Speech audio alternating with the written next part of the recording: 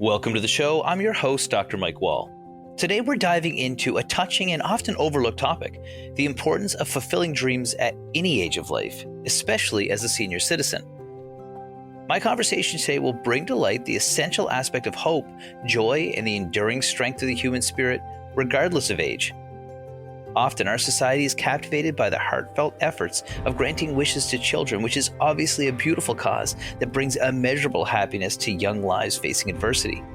But there's another demographic that's also deserving of joy, whose dreams may have been deferred, sometimes indefinitely. Those are our seniors, many of whom have sacrificed their dreams to support their families, or have simply navigated through life without the opportunity to see their deepest wishes come to fruition. So joining me today are Katie and Cara from We Are Young, a pioneering Canadian charity granting wishes to seniors. Their work not only brings joy to the elderly, but also challenges societal views on aging, promoting a culture of respect and intergenerational connection. In this episode, we'll explore the impact of their mission on seniors and the wider community. They'll share stories that highlight the joy and transformation brought about by realizing these long-held dreams. We'll also discuss the inspirations behind We Are Young and the joy of seeing seniors achieve their dreams and the broader societal implications of their work. I love this conversation. I think you will too. Let's get to the interview. Hi, Katie. Hey, Cara. Welcome to the show. Thanks, Mike. Thanks for having us. I'm really glad you guys could make it today. I think this is such a great topic. This is such an interesting thing because I was involved with Make-A-Wish Foundation for children for years. And of course, we want to make sure that all these kids get to fulfill their dreams. But there's a lot of older people in the world that have gone through their life and they've sacrificed a lot and they haven't had a chance to fulfill some of their dreams. Maybe you guys could give me a bit of a background on yourselves before we dig right into this interesting topic. Well, my name is Katie. I am 31 years old from Halifax, Nova Scotia. And prior to pursuing We Are Young, I was studying at Dalhousie University, and I have an undergrad degree in marine biology and sustainability. Right on. And what about you, Cara? I was born and raised in Cape Breton, and they call that the other Newfoundland, I think. And I did a Bachelor of Science in Human Nutrition at St. FX. I went to Halifax and studied gerontology at Mount St. Vincent, and that's where I connected with Katie. And now here we are over 8.5 years later, and it's pretty neat. That's fantastic. And gerontology is a topic that's we're obviously talking a lot about on this radio show because obviously we have the oldest province in the country. And it's really important as we age that we maintain that quality of life. I recently got back from Costa Rica where I was in the Blue Zone with some of the oldest people in the world. So I want to talk a little bit today. How do we help people when they get older? And that's exactly what you guys are doing. Why don't you guys tell me about what We Are Young is? So We Are Young, or WAY as it's often referred to, is a registered Canadian charity that grants unfulfilled wishes to seniors. Now, the idea came about, like I said, 8.5 years ago. It stemmed from a small act of kindness for a senior and that realization that many seniors have unfulfilled dreams and wishes that they put on the back burner for those who came after them. They catered to the generations that have come after, and it's through granting wishes that we aim to encourage respect for and appreciation of seniors and raise social awareness around the inequalities they face. It's encouraging generations to reconnect and include and welcome seniors back into their communities because they are often forgotten about. And that's when we see that loneliness and isolation, and that reconnection is so important. Having the conversation is so important to have because they're often called the forgotten generation. And it's a shame. It really is. So we're trying to change that narrative and that societal perception of aging. And when it comes down to it, it's about those conversations, starting that conversation. Talk to your neighbor, your grandparent, your aunt, your uncle, and find out a little bit more about them, about your life. That's where you came from. It's important to really have those conversations before it's too late. Yeah, and that's true. And it's a forgotten generation in our society, but I've been traveling around the world and in other cultures, that's not the forgotten society. It's the respected society. Okinawa, where longevity is there. They have multi-generational households. In most parts of the world, it's very common to spend your entire life with your family and living in the same place, which is a very big change. And I didn't realize just how common that is everywhere else but the West. Katie, maybe you could tell me a little bit of why you guys were motivated to establish this. I mean, obviously you care, but is there a personal reason why it really stuck out to you guys to create this program? Yeah. And Mike, before I answer that question, I think it's really interesting and great timing that you mentioned how a lot of people in different parts of the world do have that intergenerational connection and livelihood. I am in Italy right now, and I'm at a homestead where it is a farm, and it is the parents, the grandparents, even other extended family and their grandchildren are all under one roof. And yeah, it's very inspiring to see that that still exists in society, and us Canadians and North America in general, I think definitely have a lot to learn from it. But as it relates to that question, the motivation behind it, and Cara touched on this, but I was studying marine biology at Dalhousie. I never really was studying gerontology and kind of having the background that Cara did. But one thing that connected me to seniors since I was a kid was my grandparents. You know, they were fortunate enough to live into their mid-90s and very fortunate to have that family support. They had a revolving door of friends and family who were consistently coming in and visiting them. Like, you would drive by their house and there would be cars in the driveway. Yeah. And so as you're growing up, you only know what you know. And so what I knew was the perception that seniors were cared for and supported the way that my grandparents were. And it wasn't until I was in my last year of university, there was this huge Facebook challenge going on. And it was just a pay it forward. It could be paying for the person behind you in the Tim Hortons line. It could be anything. It was just go out there and do something good for someone. And life would have it that I had just met this senior who I saw doing acts of kindness for so many people in our community. She was feeding the homeless. She was just a bubbly spirit. And I thought, you know what, I'd love to get to know this woman better because she just had this energy about her. But two, this act of kindness fell at such a great moment in time that it presented the opportunity to say, hey, I'm going to acknowledge this woman and do something nice for her for a change. And just through that encounter in general, I just learned about her hardships, her personal sacrifices. But most importantly, that day that we spent together, I learned that it was the first time in years that someone made a day about her. And this is when my perception, or what I thought was my perception, was not actually reality. And I've lived a very privileged life. I'm very goal-oriented. I think life is meant to be lived, and to kind of take a step back from that experience and kind of ponder, this is a generation who made so many sacrifices and pushed aside their needs and aspirations to never really get out of life what they wanted. And I couldn't picture myself being in my 70s, 80s, and 90s, not going after goals and dreams and opportunities that we have today. So there is a wonderful organization out there for children who fulfill their wishes, but one didn't really exist in Canada. And so the idea of We Are Young stemmed from that moment, and life would have it that you meet people in the most unexpected ways. And this idea was brewing, and I happened to meet Cara in the back of a restaurant. She was also finishing her university degree, and I just simply asked her what she wanted to do with her life. And her response was, I just want to help people, and I have a huge soft spot and experience working with seniors. And immediately, like, you know, the moment where you're like, okay, did we just become best friends? So it kind of took from there. And I don't know if you've been to Nova Scotia. I'm assuming you have. Oh, yeah. But we have some pretty incredible people who are very passionate about seniors. And we just invited that energy and passion, had no idea what we were really doing at the beginning. But these incredible people really were our pillar and our foundation to move the organization forward. Yeah, that's right. And, sometimes it's good not to know what you're getting into because you might not do it. But the nice thing is you guys have done it. You guys have been around for over 8 years, you said? Yeah, going on 9. Going on 9 years. That's fantastic. And, it's so interesting because we have such an individualistic society now, but the generation that came before us wasn't so much that way, which is why they didn't fulfill a lot of their dreams, because they were taking care of everybody else. I think it's such a great thing to take care of that group of people that may not ever have those opportunities that you guys.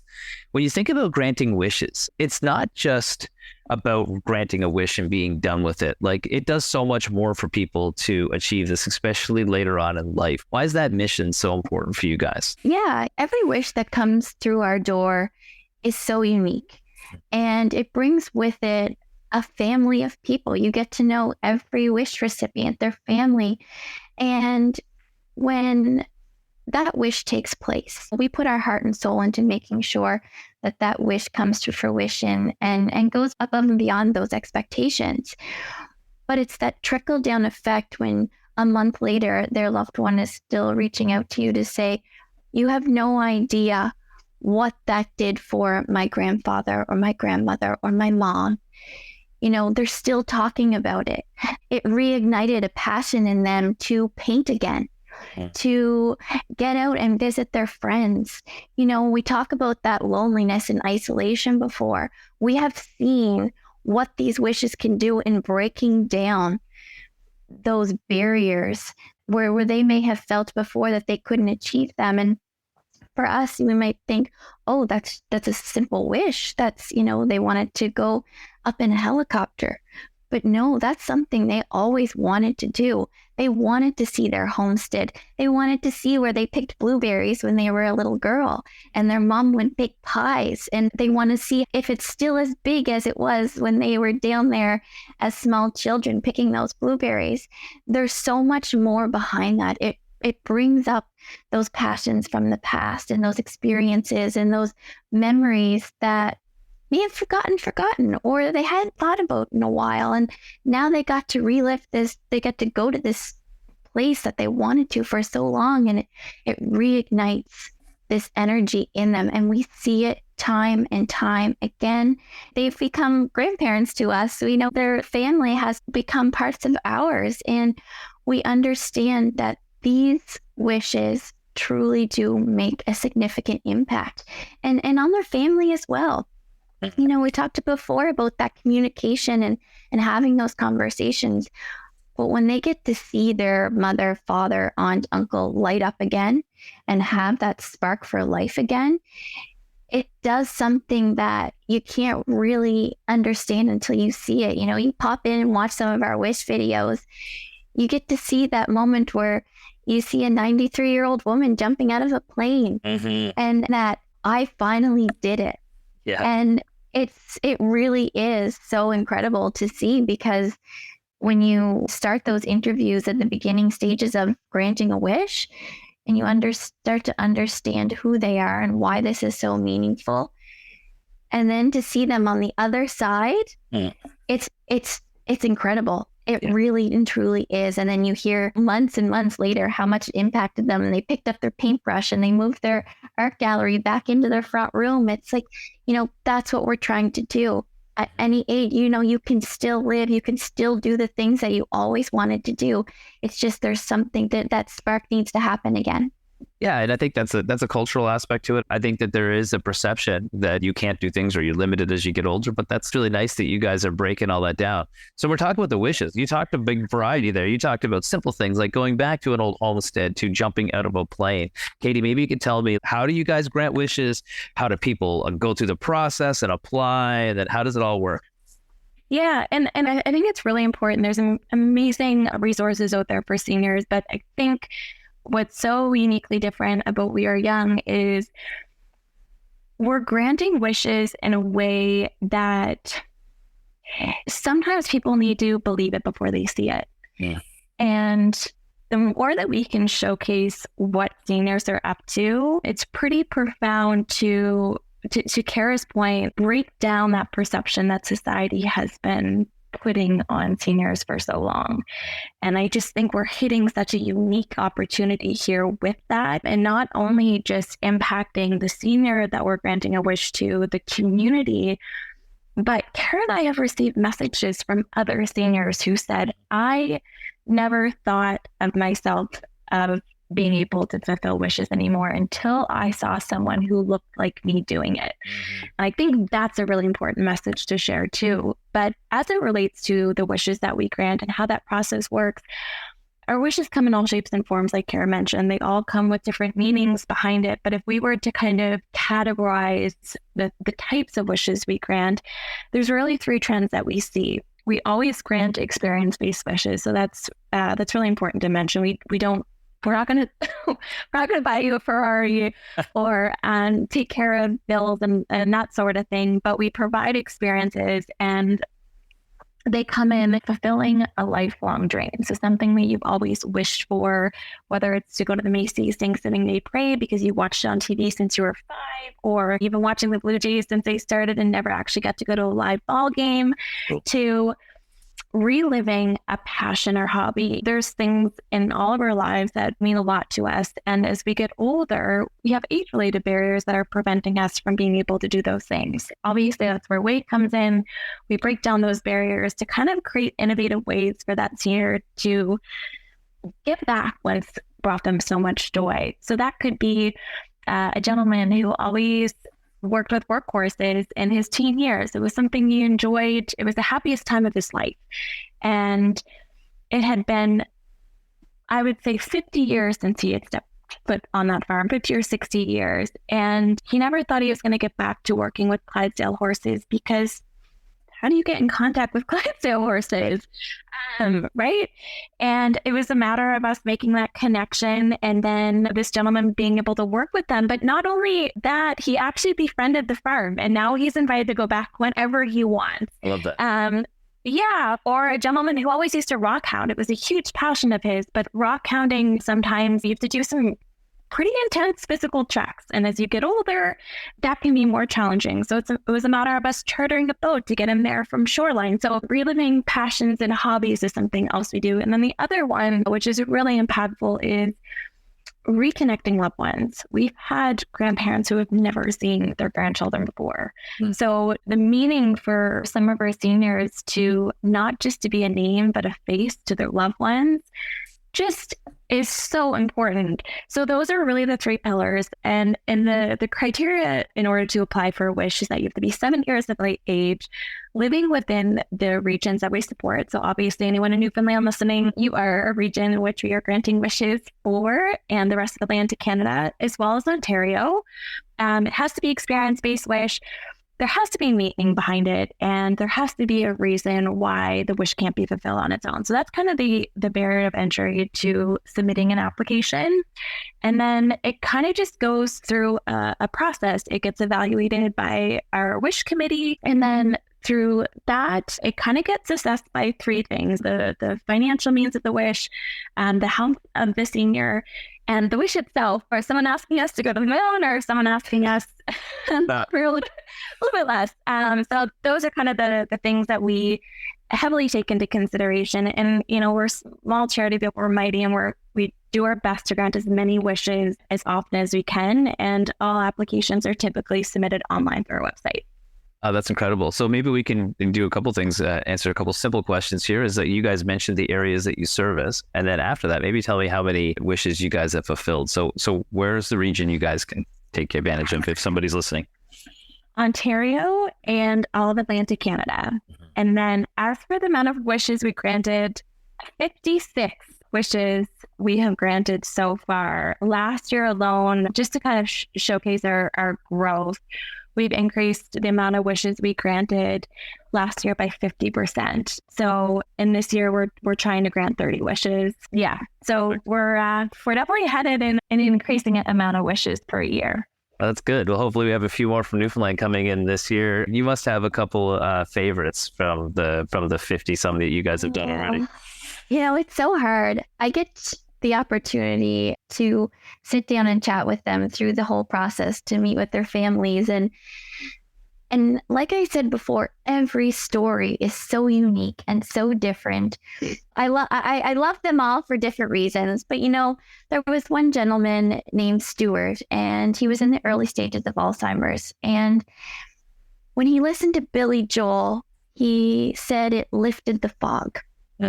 And his family just really wanted to get him to see a Billy Joel concert, to see Billy Joel live. We ended up getting him down to New York. He got to experience this, and talking to their family, they said Dad explained how it lifts the fog, but this did so much more for him, for our family. And when you have those moments of, wow, you can see the impact that it made. When you watch his video and he's listening to Billy Joel and the smile on his face, it is so infectious in the most beautiful way. Mm-hmm. And you know that, wow, this moment is a moment that will change him and his family's life forever. You see the twinkle in his eye, and you just see that, wow, I'm here. And it makes everything so clear. And to know that shift, it's remarkable to see that in someone, and to know that the impact is so profound. And I briefly mentioned the blueberries in the past. So we had someone who wanted to go and see where they used to pick blueberries. And unfortunately, 2 weeks after that experience, she had passed. But to know that we were able to make that happen for her before that time came, it meant so much to her. But those memories for her family as well is something even they'll cherish. And I think it's those moments that really make us realize that we do this for a reason, and it's changing people's lives. And that means so much. So I don't have a favorite, but there are pieces of all of them that are incredibly impactful. And it's like, I wake up every morning and it's like, yeah, this is why I do what I do. Yeah. Yeah, that's really interesting. Do you mind if I share one? Yeah, go ahead. Yeah, no problem at all. Okay, cool. One that I like to share only because it just comes full circle of the community support that comes with it is Eric McDonald. He is a gentleman who is visually impaired. So he can barely see, but he has been a huge Toronto Maple Leafs fan. And his wish was to always go to a live Leafs game, to just be amongst the crowd, take in the energy, hear the fans screaming, just being that typical generation who selflessly puts the needs of others, his family, his grandchildren above himself, just never really had the opportunity to go do something like this. And he always said if he had the chance to go, he'd love to go with his grandson. So we were really fortunate in working with the CNIB program to understand Eric's needs, but also understand that there is a state-of-the-art tech company who has a state-of-the-art glasses that allows people like Eric to see again. So behind the scenes, we were able to build this relationship with this company. We were able to let Eric borrow the glasses, so he thought, for the game. And Eric had these glasses a couple weeks before he went to the game. And he was able to not only see his grandson for the first time. His grandson, I think, was 19. He hadn't seen him since he was 7. He saw his friends again that he hadn't seen or wouldn't even recognize on the street. But not only that, he was able to see his wife again for the first time in about 14 years. So this was so profound. And Eric just thought this was a short moment in time. He took the glasses to the game. He watched the game. And although in that moment, it did so much for him, it built his self-confidence and just reassurance that despite all obstacles and challenges, there is still opportunity out there. It blew Eric away to know that this company actually didn't let him borrow the glasses for the game, but gifted them to him. Afterwards. And wow. Afterwards. And we can build those type of relationships. I know I mentioned we don't grant materialistic items, but sometimes we're in really awesome situations with partnerships that just allow us to collectively work together. And it's just one wish that I think is just really, really lets viewers know what we're all about.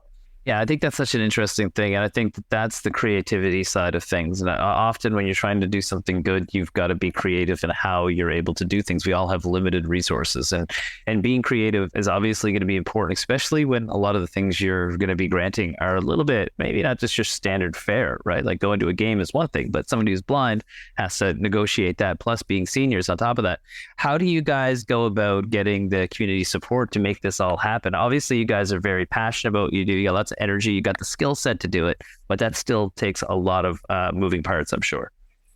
Yeah, we have been so fortunate to have a host of business leaders and family foundations, community organizations.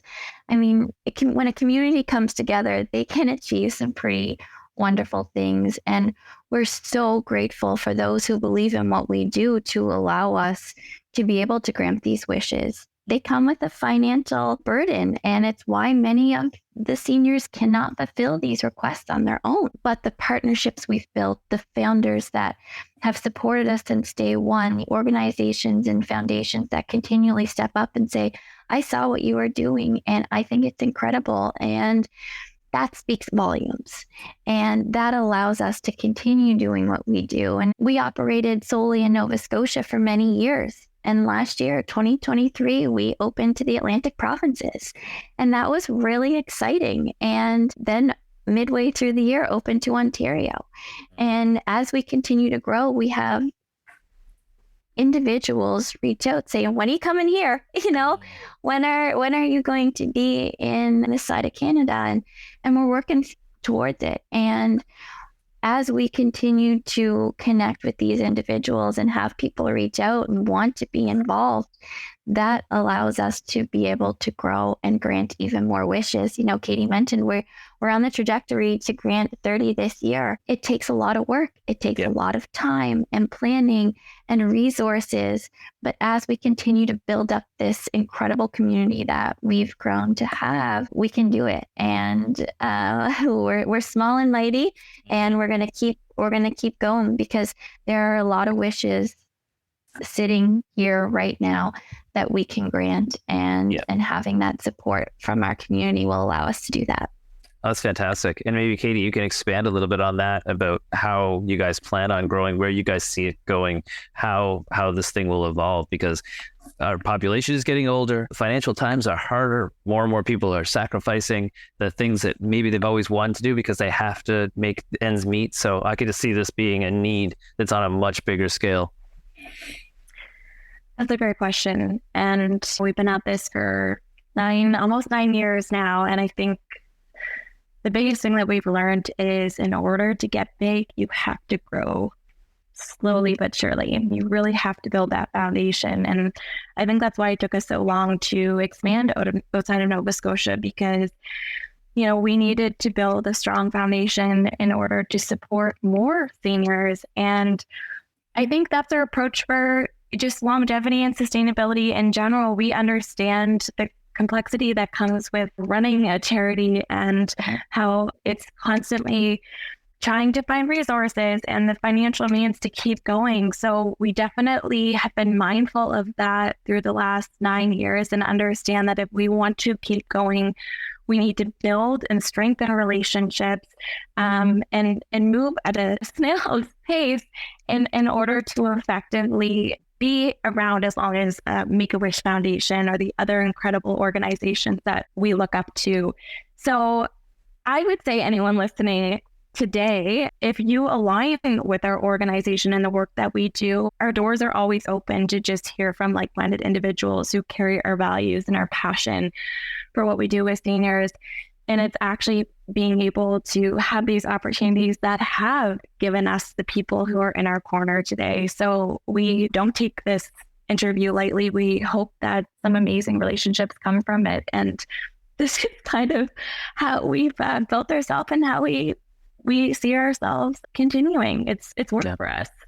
No, that's fantastic. And that's what it's all about. It's about getting the word out. Our programming is always trying to feature people that are doing the right things for the right reasons. And this is one of those causes I think is really important. And one of those things that we discount, because quite often we're looking at the charities that are geared around a very specific thing. We're trying to find a cure to something. We're trying to do this. But these things are just as important, because they are the reason why we have a life worth living, right? So I'm a big believer in that. Before we go on, I think that it's really important to understand like what you guys get out of this as well. Like one of the roles I have is I get a chance to go around the world and interview people and connect with them on a deep level. There's lots of young people that are listening to this too, that might be in exactly the same situation, having the same conversation with people and debating taking action. What do you guys get out of doing this personally? Because obviously you're passionate about it. Yeah, it's so interesting. I grew up volunteering in nursing homes and care facilities from a very young age. I think I was in grade 2 when I went into my first nursing home, and I had such a wonderful experience, and I continued it on.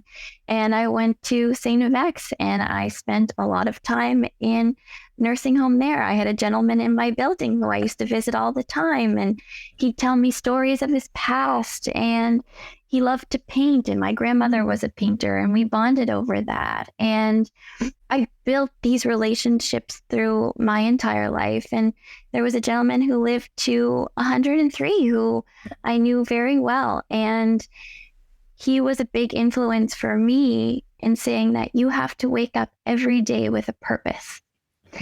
And throughout my studies, I kept that with me. And when I connected with Katie and the idea of Way came about, I had him in the back of my mind saying, you have to live every day with a purpose, whether it's to get up and fix a creak in the door or to take the dog for a walk. You know, you have to have something to look forward to. And as Katie mentioned before, we have these privileges in our life now because of everything they have done to allow us to be in this position today. So what I get out of this is that I'm doing something for a generation who allowed me to have the experiences that I have today. I try to wake up every day with a purpose. You know, I have 2 small children and they keep me busy, and I think about them and I think about the life that I want to create for them. And they need to see that I'm doing things that make me happy as well. I want them to say, Mom's making an impact. Mom's doing something that is helping others live a life that they may not have been able to do. So it's that trickle down effect that I can understand, that wanting to take care of the generation below me, but it's also knowing that I'm going to be a senior one day, and I'm going to hope that what I've done for the generation below me and my children, that they kind of get a little bit more out of it. They get to see this amazing life that we have, but it's because of those who have come before them. So I think it's full circle for me, but there's so many reasons. But the seniors in my life have impacted me in a way that make me want to wake up every day with a purpose. Katie, I love that. over to you. Yeah, I would say there are definitely some similarities to Cara's response. I think for me, one, yes, to give back to a very selfless generation. I know from my own personal experiences what it means to fulfill something in my life for me, to be able to see a senior accomplish something that they never thought was possible. Like, words just can't describe that, like, aha moment that you see their self-confidence enhance. You see just that belief in themselves again. And for me, that gives me immediate joy. On the other side of things, I think it's really rare, and not to toot our own horns, but, you know, Cara and I went into this blindly to start a charity. Cara, I think you were 22 and I was 21. And I don't think we fully wrapped our heads around what this would create for us 9 years later, right? And it's so interesting having these conversations with people, because a lot of people, when they finish university, some people start businesses, and down the road, they start their philanthropy journey. But for us, we started it so young that it's created so much joy. I think, I truly believe we found the secret to life a lot earlier in our 20s, that most people don't realize the best thing that you can do in life is what you do for others. And I think we learned that at a very young age.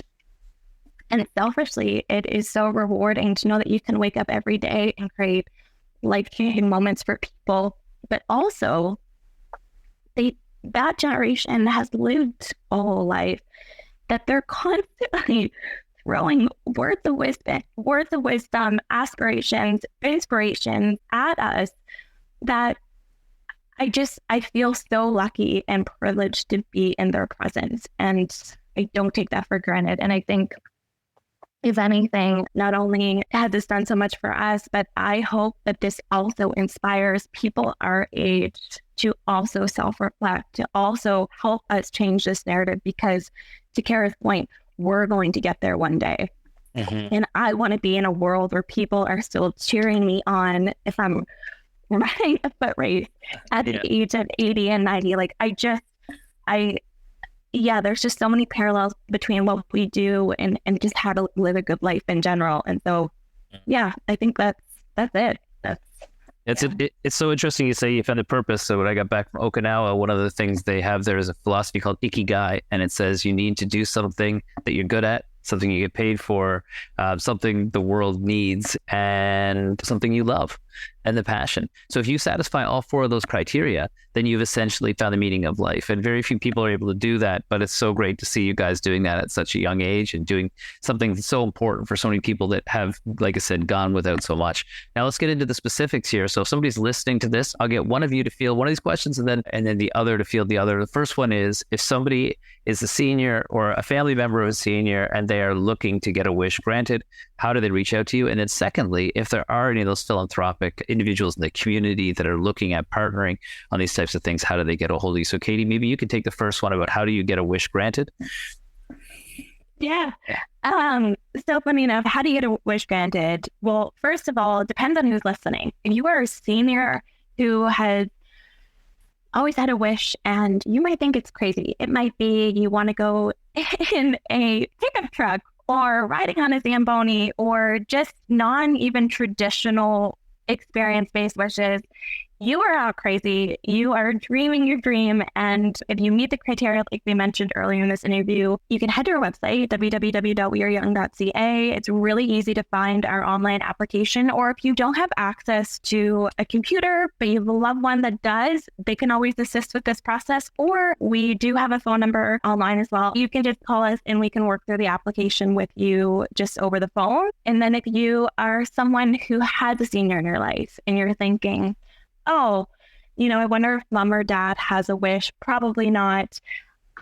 I hope this is your inspiration or call to action to ignore that thought and actually start the conversation and just ask mom, dad, like, is there an unfulfilled wish that you have? Because 9 times out of 10, you will be surprised with what comes from that conversation, as Cara mentioned before.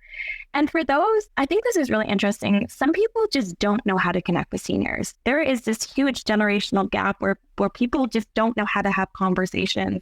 I think the most interesting question that you can start a conversation is, what are your unfulfilled dreams? Because I don't care what age you are, that is something that we can all relate to. So I will just leave it with that. I think those are some solid advice and also direction on how to get in touch with us. That's fantastic. Thank you so much for that. And maybe, Kerry, you could talk, if just a reminder of people listening in the community, it sounds like there's lots of ways that people can contribute. That could be monetarily, it could be through access to different things that they have at their disposal. Maybe you could tell us how partners can get a hold of you. Yeah. So, I've mentioned before, we have a lot of incredible people and who have reached out just organically. They think what we do is pretty neat. And we've had family foundations pick up the phone and call us, send us an email, say, hey, I heard about you on here and I'd love to hear more and get involved. Katie and I love to have these conversations. We love to hear from like-minded individuals, people who believe in what we do, those who want to change the narrative around aging. They can reach out to us anytime, whether it's by phone or through email, Cara at weareyoung.ca or Katie at weareyoung.ca. We love to have the conversation. And oftentimes it goes in a direction we never thought possible. We've gathered some amazing partners this way. We've had family foundations reach out and want to get involved. And I think what's really important to note is that Katie and I are transparent. We want to provide the best services that we can for the seniors whose wishes we grant. And we want to share this with everyone. We want to share this with our community. We want our community to want to be involved. So whatever capacity that is, whether it's a service, we've had individuals who have a plane and say, hey, my plane's up for grabs if anyone ever wants to go up in a plane. It's just sending us a message, reaching out and saying, hey, maybe we could work together. And we love to keep that conversation open. Well, that's fantastic, guys. Well, listen, we're starting to wind down here. So much great information today. I love hearing the personal stories from your perspective in starting this organization, but also the stories of the seniors. Anything you guys want to leave our audience with as we wind up? I think Cara and I always just like to end with hopefully this conversation isn't forgotten. It's really quickly for people to get back into their day-to-day lives. So if anything, we hope that this serves as a reminder that seniors are important. And if you feel like you haven't touched base with one in a while, then it's great to donate to our cause. It's great to follow us and support us. But it goes back to our broader narrative. Our community is someone who we're relying heavily on to start changing and shifting societal perception. And it starts with the people who are listening. So please don't just turn this podcast off and start your day. Hopefully you leave with a little inspiration and encouragement to connect with the senior in whatever capacity that looks like. Fantastic. Well, thank you so much, guys. It was a pleasure chatting with you. And we look forward to hearing about bigger and better and more and all sorts of great stuff as you go forward. So don't be a stranger, and we'll see you again soon. Thanks a lot. Thanks for having us, Mike. I want to thank Katie and Cara for joining us today. It's been a really enlightening conversation, and I loved hearing about all of their efforts. We've gained valuable insights into the transformative power of fulfilling seniors' dreams, especially the importance of recognizing and celebrating the contributions of our oldest generations. The stories and the work of We Are Young reminds us of the impact that achieving dreams can have, not only on the seniors themselves, but also on their families and the community at large. For those interested in learning more about the incredible work that Katie and Cara are doing, or you wish to support their mission, you can reach out to them at We Are Young's website, which is www.weareyoung.ca. They offer a range of opportunities for involvement, from nominating a senior for a wish to volunteering or donating. It's a chance to make a tangible difference in the lives of seniors who have given so much of their lives to others. Remember, it's never too late to make dreams come true. Thanks for tuning in. I'm your host, Dr. Mike Wall. We'll see you back here next week for another episode of The Wall Show on your VOCM.